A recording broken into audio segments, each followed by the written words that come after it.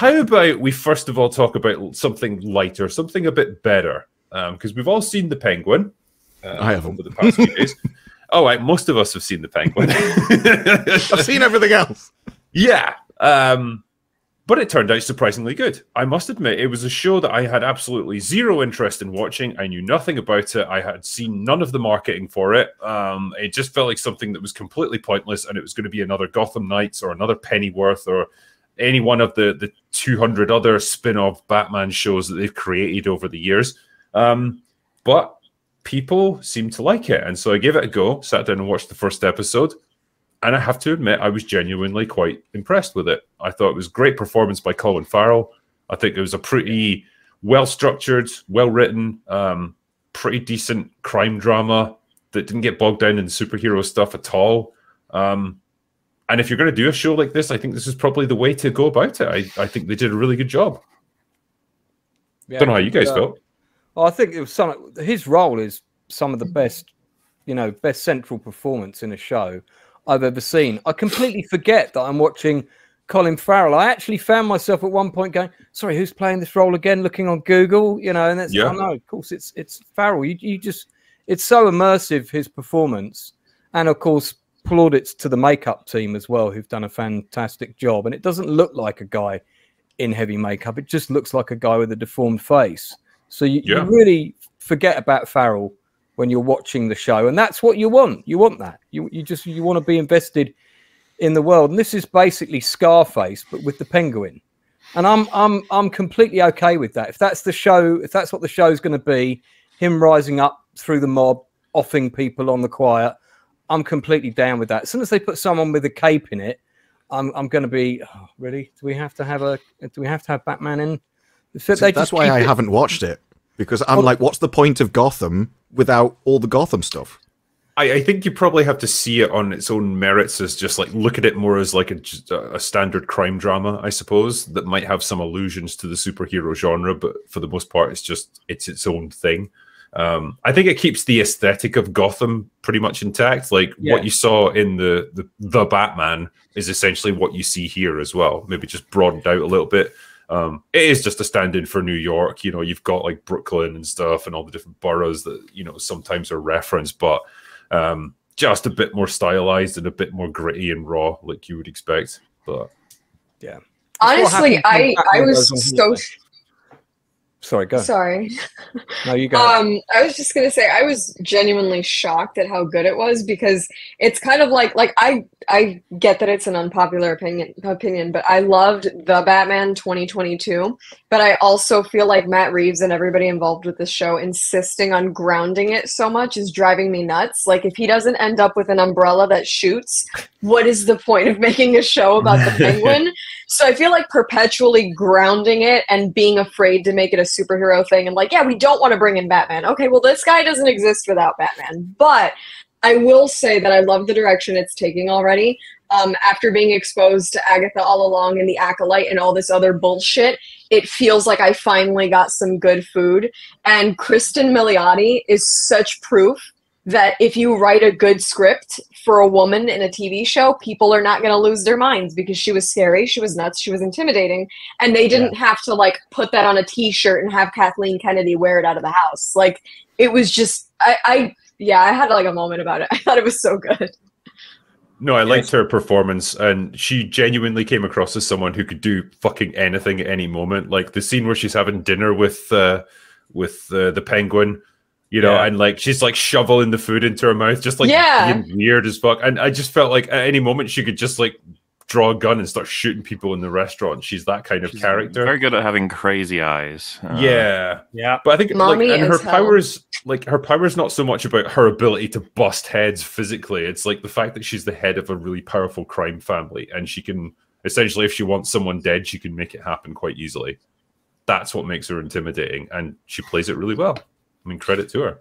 Yeah, we've talked about this coming up, and the thing it's going to have to fight is the fact that it's deciding not to get involved with Batman at all, and to make a whole TV show of this budget with one villainous character from the movie. It's just like, okay, you're going to have to be really good to be able to survive the lack of interest we're going to have at the premise. But I think it might just do that if it can maintain / get better. I think word of mouth might spread this around, as well as just people recommending once it's finished off to check it out as a full thing. And yeah, it's kind of interesting to think about, because I think instead of allowing him to be called Oswald Cobblepot, they're calling him Oz Cobb, which is Oswald, I think it's Oswald Cobb. Yeah, like they changed the It's- surname it's- because Cobblepot's a bit fucking stupid sounding. well, I mean, Yes. I would want to commit to shit like that sometimes, even in with how grounded it all is. I get it. Like, I've seen the conversations they're having about how like Batman has to be transferred. They had to like change Riddler, you know, because his name is Edward Nygma, right, in the comics, Yeah. and they had to change that in the movie as well. It's like some of it I guess I understand, but some of it, like, you know, we can't have him having umbrellas that shoot little things. It's just like, no. Like, was there any way we That's could what get I'm that? saying. You can't have the Riddler Like, if wearing they bring like, in you know, a Mr. question mark Freeze. bait suit or whatever. Yeah, you kind of Jim Carrey style with Schumacher and everything. And yeah, this is very much a product of that sort of idea. They don't want to break that level of immersion, and I guess we'll see how it works out.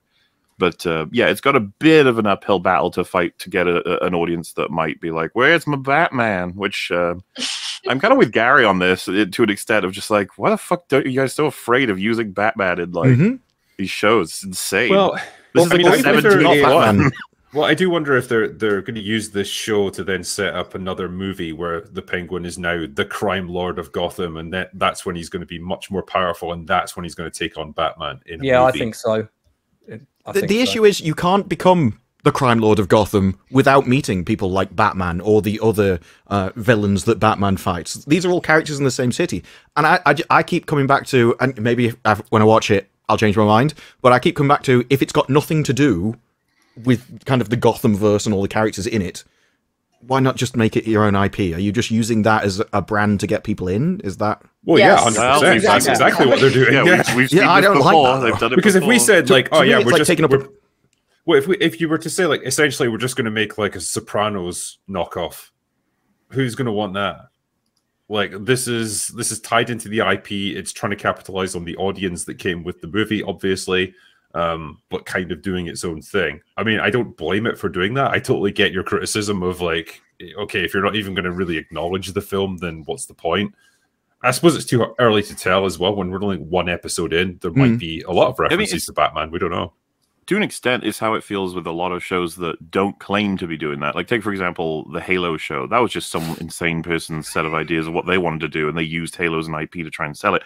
And it's like, yeah, well, it was so awful, no one's fucking interested, that sort of thing. But the Penguin, it's good enough, certainly good enough, that people are going to be interested in this as a show, whether or not they adhere to Gotham lore, so to speak, and every bit of iconography one would expect.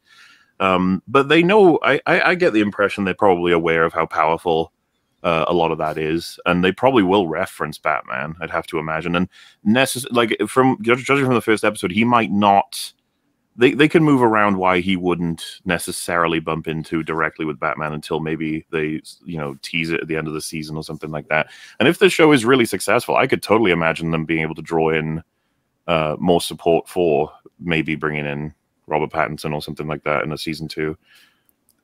It does, Depends. yeah. It is funny though when you mention characters like Mr. Freeze and stuff. Like, trying to imagine them existing in the world of You the know, Penguin. you know, It's he would just a be- guy with an ice cream truck and a problematic attitude. Or like every person he murders, he sticks them in like a chest freezer. Or Yes, something. that would like be it. That's how he would Clayface deal is with the guy people. from and, Ghost.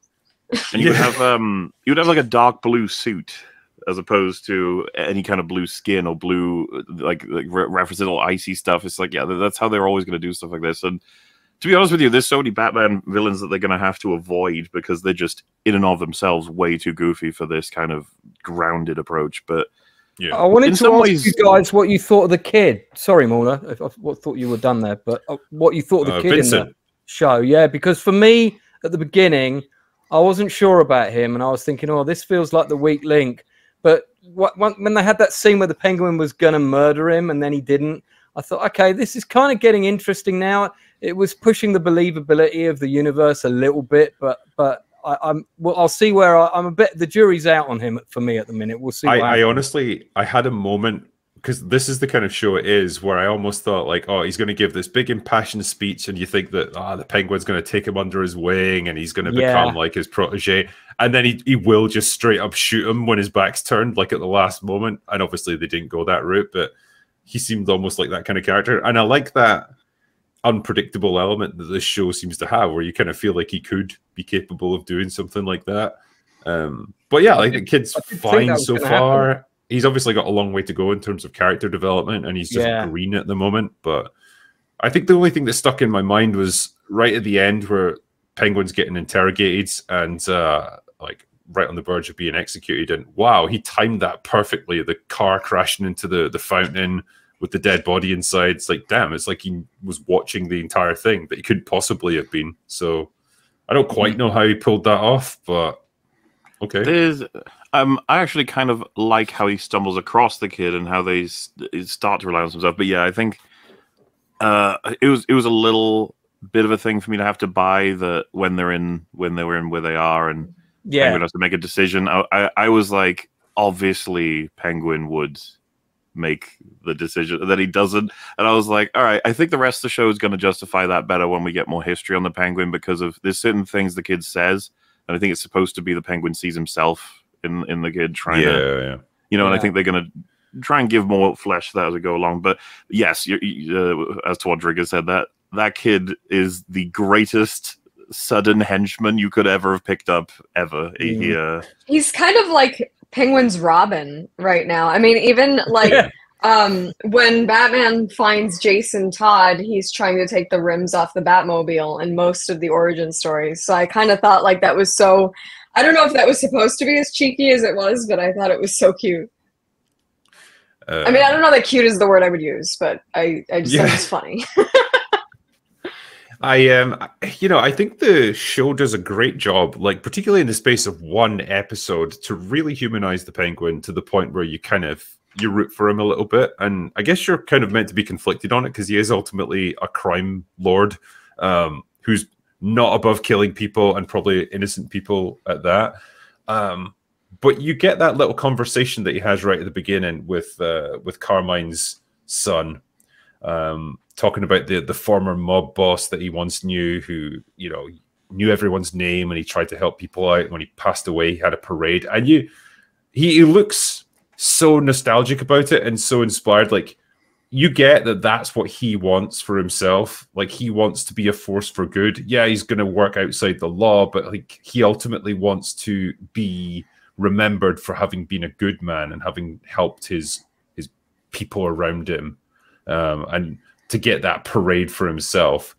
And then you see later on, like, the things that he's struggling with, like whether it's his domineering mother who kind of always wants him to be a tough guy, or, you know, he's got this fucking deformed foot that, like, he can't walk properly, and, you know, all that stuff. Like, just, you kind of see that this is very much a damaged man who has grown up in a pretty tough world, and he's been forced to be this guy now in order to survive.